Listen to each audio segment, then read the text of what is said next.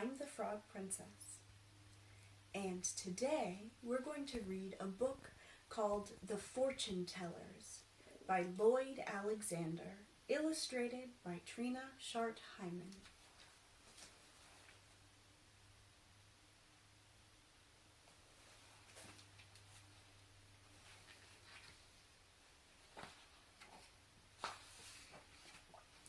A young carpenter was unhappy in his trade. "Will I be hammering and sawing the rest of my days?" he asked himself, "without wife or sweetheart, and nothing but long labor for little pay?" He kept wondering if the future held anything better.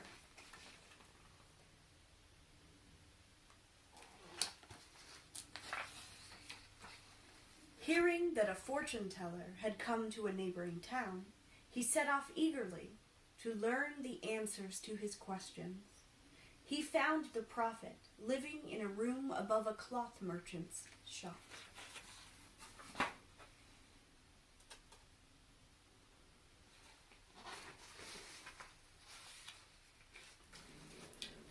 "My first prediction is this," the fortune teller said before the carpenter could begin. "You're going to pay me a nice fee, but that's a mere trifle to someone destined for wealth." "Do you see me rich, then?" exclaimed the carpenter, gladly handing over the coins the fortune teller demanded. "Rich you will surely be," answered the fortune teller, settling his magic cap on his head and gazing into the crystal ball on the table, "on one condition, that you earn large sums of money."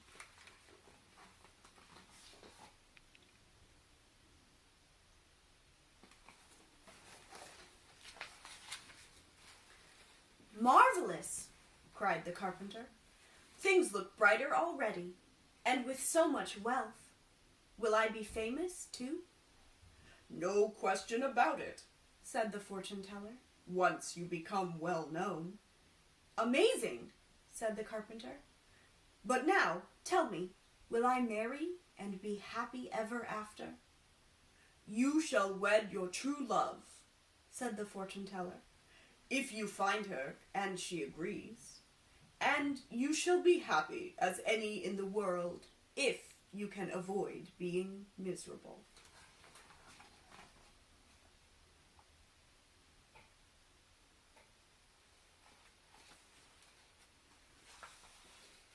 "Better and better," said the carpenter. "And shall we have a long life together?" "The longest," replied the fortune teller, again peering into the crystal ball. "Only one thing might cut it short, an early demise." "Wonderful!" cried the carpenter. "Thank you, Master Seer. Thank you." With that, he left the fortune teller and hurried homeward, impatient for all these good things to happen. He had scarcely gone halfway when he thought of a dozen more questions he was burning to ask. So he turned around and ran back as fast as he could.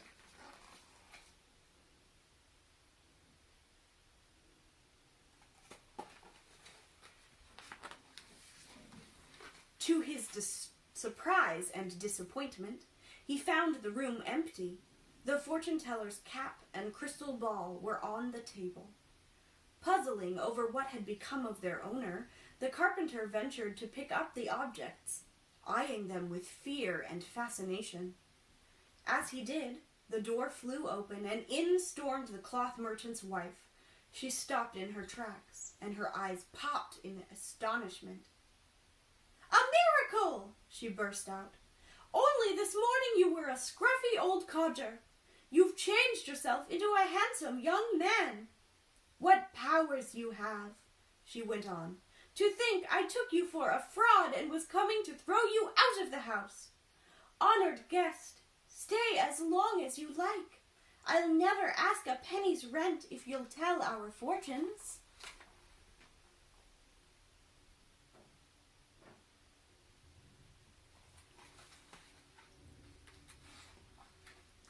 The carpenter tried to explain, but the cloth merchant's wife would hear none of it. She called in her husband and daughter. They all insisted so firmly that the carpenter at last put on the cap, sat down at the table, and peered into the crystal ball. "Tell me straight off," said the cloth merchant's wife. "Are we to be rich, with fine clothes, horses, and herds of cattle?" Though he stared and squinted, the bewildered carpenter saw nothing whatever.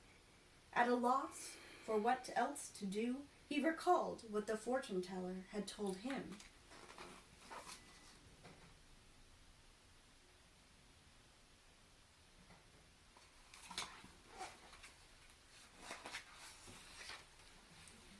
"Yes, enormously rich," said the carpenter. "As soon as you gain a lot of money, you'll have all those good things once you can afford to buy them."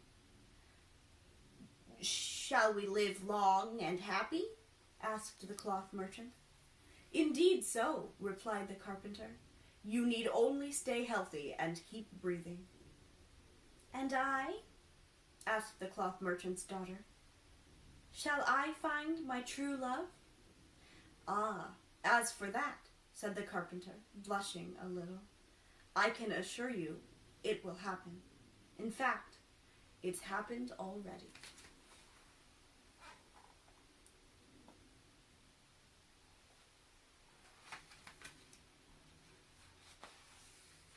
Hearing of this marvelous prophet, the neighbors came clamoring to know their fortunes, pressing coins into the hands of the carpenter, who told the same to each in turn.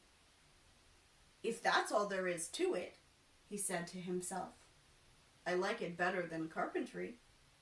So instead of going back to his hammer and saw, he set up as a fortune-teller.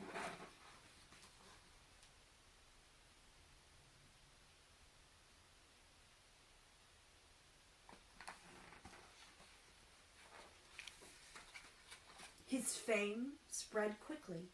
He grew richer than he had ever dreamed, married the cloth merchant's daughter, and lived long years of happiness.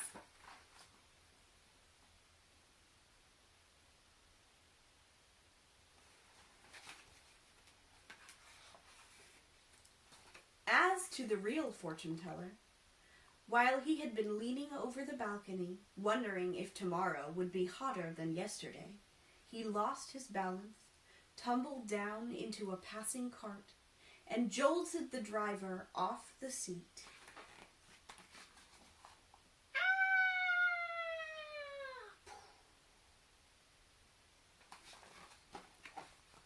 Uh-oh. The frightened ox bolted, went plunging through town into the savannah, where the fortune-teller was thrown clear, only to be chased by a lion, and as he climbed a tree to escape, he broke open a hornet's nest, and...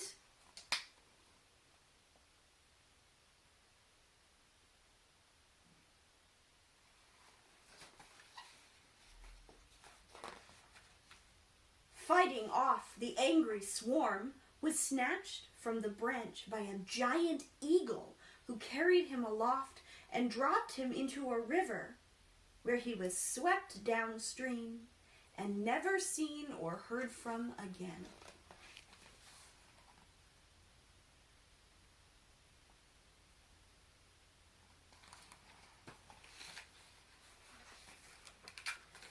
Despite his wealth and fame, the carpenter never forgot his benefactor, although in time he gave up wondering what had happened to the fortune-teller.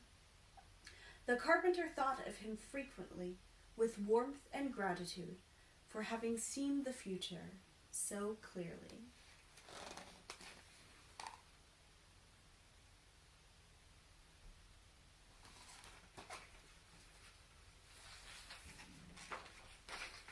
The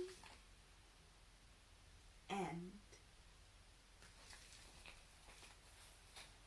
Thanks for hanging out with me.